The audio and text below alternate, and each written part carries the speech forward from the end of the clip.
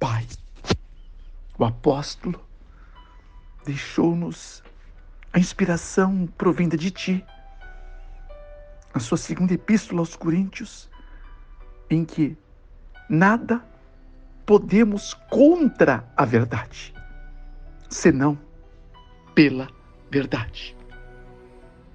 E uma das grandes verdades é que cada um de nós, como eu, como você que está orando conosco, somos a pessoa que nós escolhemos ser.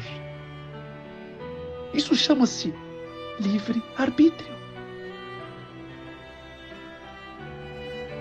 O homem escolhe as sementes que quer plantar, mas não terá como escapar de colher os frutos que originaram dessas sementes. Todos os dias, Pai, nós decidimos se continuaremos do jeito que estamos ou nos proporemos mudar. A grande glória que o Senhor facultou ao ser humano é que ele pode participar da sua autocriação, igual a caráter,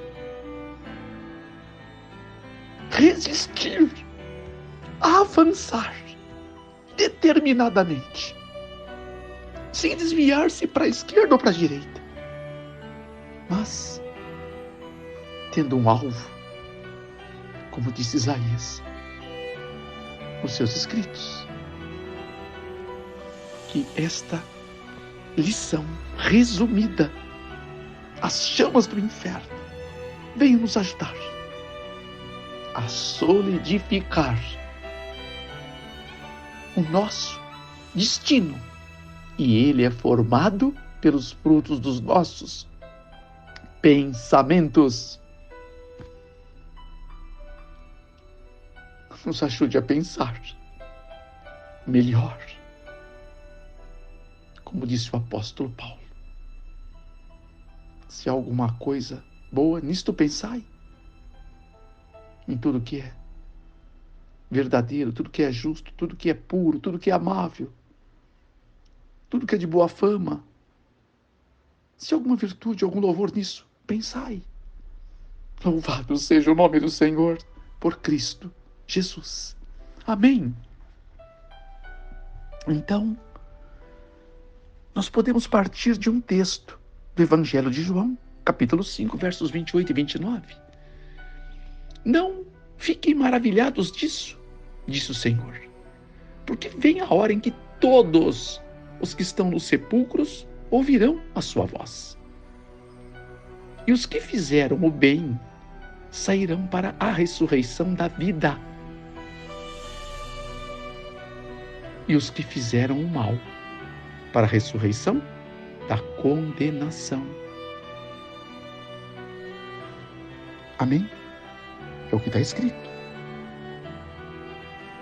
E ao mesmo tempo, segundo os escritos paulinos, 4:15 de primeira epístola aos Tessalonicenses. Dizemos isto a vocês, pois isto pela palavra do Senhor, que nós, os que ficarmos vivos para a ocasião da vinda do Senhor, não vamos preceder os que dormem. O sono que muitos chamam a morte. Porque o mesmo Senhor descerá do céu com alarido e com voz de arcanjo e com a trombeta de Deus, e os que morreram em Cristo ressuscitarão primeiro. Depois nós, os que ficarmos vivos, seremos arrebatados juntamente, não é isolado, com eles nas nuvens, a encontrar o Senhor nos ares, e assim estaremos para sempre com o Senhor. Então, Apocalipse 1:8 diz que ele virá como um relâmpago, atravessando o Oriente até o Ocidente. Todo olho o verá. Todo olho.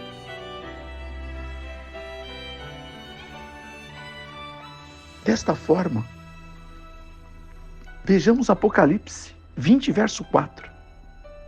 Vi tronos, disse João, na sua visão celestial, revelada por Jesus, que Deus lhe deu. Então, nesses tronos assentaram-se sobre ele aqueles a quem foi dado o poder de julgar.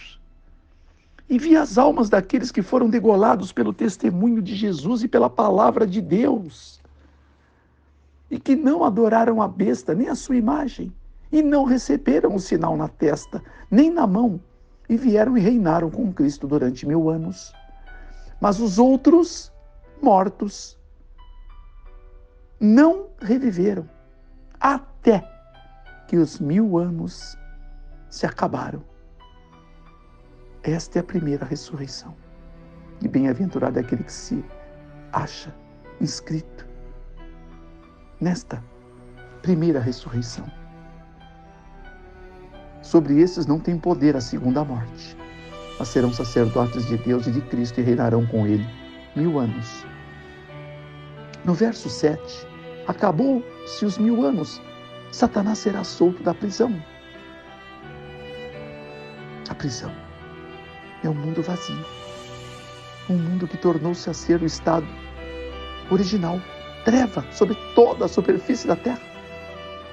E Satanás não tinha mais ninguém para engendrar seus enganos. Mas quando ele sai, e com a multidão que foram ressuscitados depois dos 1000 anos, que é o chamado milênio bíblico, ele sai a enganar as nações. Destes que foram ressuscitados, e sobre os 4 cantos da terra, cujo nome é como a areia do mar.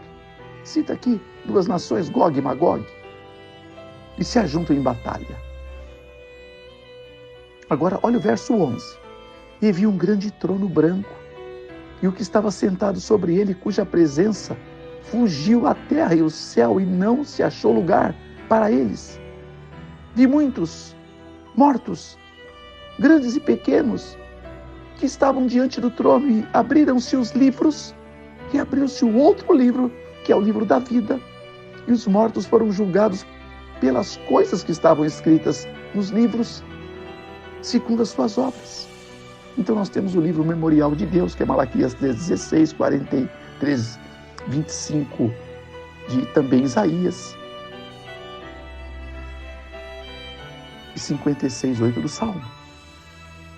Temos o livro da morte, Isaías 65, 6 e 7, Jeremias 17, 1, 17 e 13, 2, 22.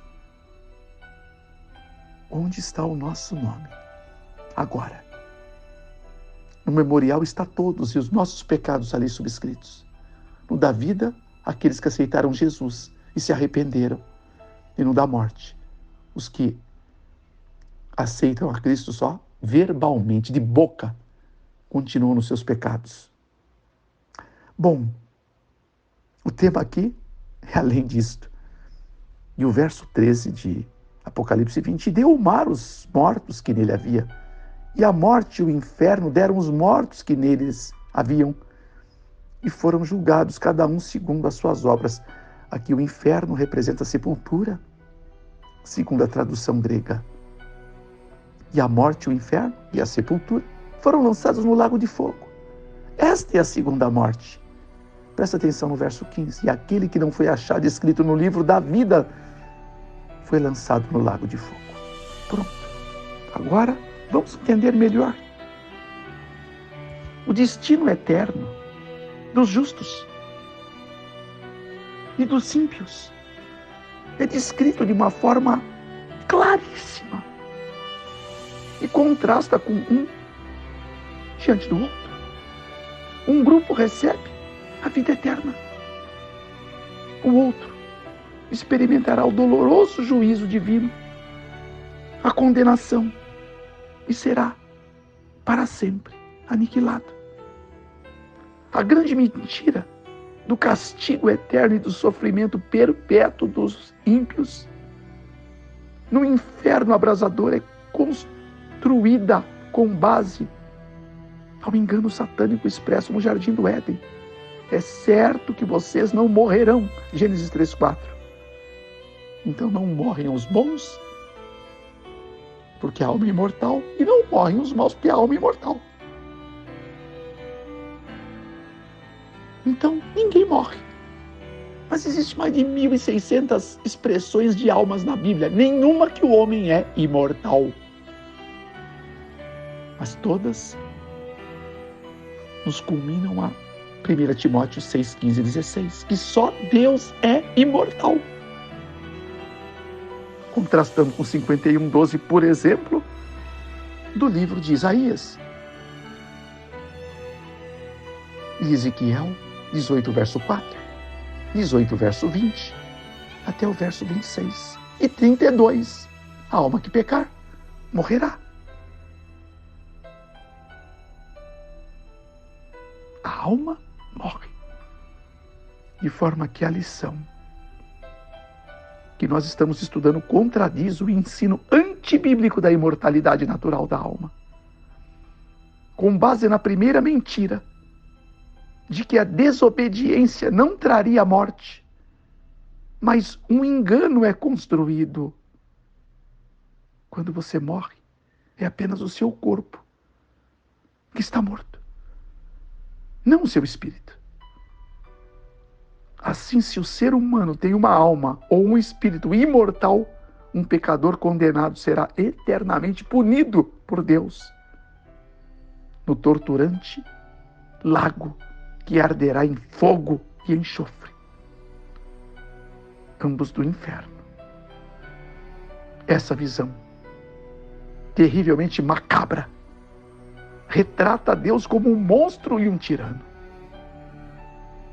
Outro conceito fabricado é muito popular. Engana as pessoas, dando-lhes a falsa esperança de passar por um processo de purificação e aperfeiçoamento após a morte, que culmina com o resgate e a garantia da eternidade no paraíso. Alguns chamam isso de purgatório, e tem um outro nome, chamado visão restauracionista ou universalista, que mesmo os ímpios passarão um tempo indeterminado sobre as chamas do inferno, que os purificará. E quando tiverem puros, sobem para o céu, até o último ímpio. E ninguém morre, porque todos são eternos. Mas não existem esses textos na Bíblia.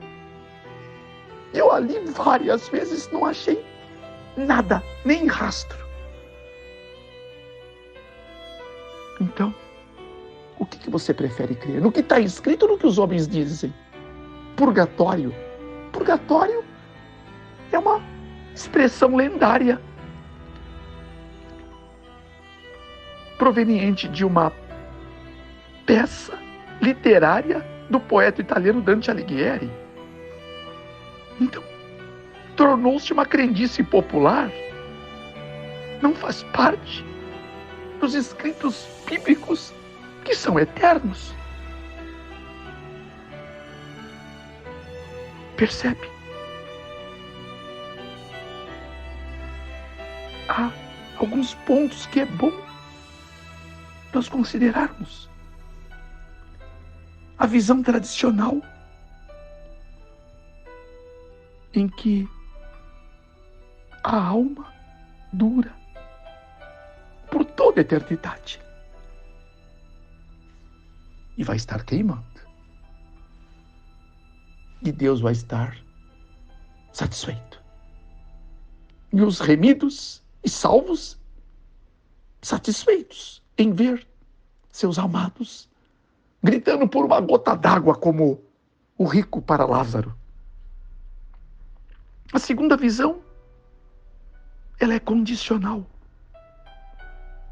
ou que propõe a ideia clara que serão aniquilados no lago de fogo. aqueles que não se permitiram arrepender. Deixar de gostar daquilo que é passageiro, efêmero e destruidor da alma, como a mentira, como a fraude, como adultério, como a cobiça, como o homicídio, o desrespeito aos pais, a Deus e etc. Eles preferiram viver a seus desejos pessoais, ao bel prazer. E a estes a Bíblia diz que sem arrependimento não há salvação. A primeira mensagem pregada por Jesus de Nazaré, Mateus 4,17.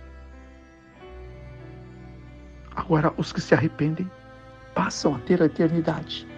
Essa eternidade oferece uma vida infinita, porque eles têm um começo. Eles foram criados. Só Deus é eterno. Desde os tempos da eternidade. Quando começou? Não se pode imaginar. Mas quando eu comecei, é quando eu nasci. João 3,16, 5,24. Romanos 3, 21 a 31, Efésios 2, 1 a 10. Que bom que você pudesse ler. Mas os que não se permitiram o arrependimento, eles serão para sempre exterminados. Que tipo de ação que os levará à inexistência da alma e que nunca mais serão para sempre? Malaquias 4:1, Mateus 25:41, Obadias 16, Ezequiel 27, 36 e 28, 19. E tem muitos mais textos. Esse fogo preparado para o diabo e os anjos caídos aniquilará o mal, de forma que nunca mais se levantará angústia sobre a terra e o universo. Aleluia! Naum 1, verso 9. Que promessa fantástica! A Bíblia diz que o nosso Deus é um fogo destruidor. Horrenda coisa cair nas mãos de um Deus vivo. 12:29 de Hebreus, 10:31. Mas veja bem, quando Deus manifesta a sua glória, onde todos os sóis do universo não chegam nem a 1/1000º de 1% do brilho, do fulgor, das maravilhas que Deus exprime no seu Shekinah, a glória expressa de Deus, como se fosse um fogo. Então, essa luz arrasará as trevas. E elas não existirão, porque onde há luz não pode haver trevas. Treva é a ausência de Deus. Por isso que este mundo está em trevas, falta Deus. E o Espírito de Deus está se retirando da terra. Evangelismo é um livro fantástico, página 31. Ainda dá tempo de eu e você realizarmos uma obra completa de arrependimento. E o arrependimento é um dom de Deus. E Grande Conflito, página 44, diz que é tristeza e afastamento do pecado. Amém? Que dê-nos o Senhor desta dádiva. Um texto de Isaías 66, 24. O verme, que é uma larva, nunca morrerá. É uma expressão que significa até consumir o seu hospedeiro. Um cadáver, seja do que for, de homem ou de animal. Quando não tiver mais do que se nutrir, morre também. Nem o seu fogo se apagará. Isaías 66, 24 também. Até que cesse o material combustível. Em Judas 7, diz que o fogo de Sodoma e Gomorra não se acabará, até que tudo seja consumido, eu acrescento. E eu estive lá, nem uma nem duas vezes, mas várias vezes. E lá eu só encontrei jazidas de enxofre, caminhões fora de estrada arrancando um monte de enxofre das montanhas de Sodoma e Gomorra. Um cemitério coberto de cinza. E onde está Sodoma e Gomorra? Não existe mais. Dizem que tem restos no fundo do Mar Morto. É o mar, ou o ponto mais baixo da face da Terra. Meu irmão, 440 metros, segundo alguns cientistas, abaixo do nível do mar. Olha onde foi metida Sodoma e Gomorra. Ela não existe mais, não tem nada dela, senão o enxofre, que é as cinzas de um pedaço do cemitério. Para provar, jaz Sodoma e Gomorra, na planície de Zoar. Você pode crer. Depois veja Isaías 66, 15 e 17. Veja orando. Desta maneira, eu penso que você pode compreender. E terminando com a palavra de Daniel 12:2, desprezo eterno. Acabou. Ao serem tragados pela imensidão da glória de Deus, aqueles que preferiram ser trevas experimentarão o que é o desprezo de verdade, porque deixarão de experimentar a eternidade, que olhos jamais viram nem ouvidos ouviram, que jamais penetrou no coração de homem algum o que Deus tem reservado para aqueles que o amam. Perderam tudo por migalhas de prazer que acabam para sempre. Pai, livra-nos, livra-nos desta destruição desencadeada por nós mesmos. O Senhor não nos criou para nos destruir. O Senhor não virá para destruir a tua criação, virá para destruir o mal, para fazer ele não existir nunca mais, segundo os textos que aqui comentamos. Então, que o mal que há em mim, que o mal que há em meu irmão, minha irmã, ou amigo que está se atrevendo a acompanhar conosco esta reflexão, sejam atirados para longe de nós, para que então comecemos uma nova fase, um novo processo de vida, como aqueles que estão em Cristo. Que nova criatura são, dito pelo apóstolo. Tudo que nós precisamos nos livrar da carneficina que vai reinar neste mundo, cuja multidão dos que vão padecer é igual à areia do mar, disse o teu apóstolo. O último a nos dar a grande mensagem do Apocalipse. Bem-aventurado aqueles que me dão ouvidos, diz o escritor de Provérbios, e bem-aventurado são aqueles que guardam as palavras da profecia deste livro, disse João. Eu quero o poder para guardar, o poder para crer, o poder, todo o poder para viver segundo esta palavra, eterna palavra. Santifica-os na verdade, a tua palavra é a verdade, a eterna verdade. Em nome de Jesus, abençoa-nos e salva-nos. Amém.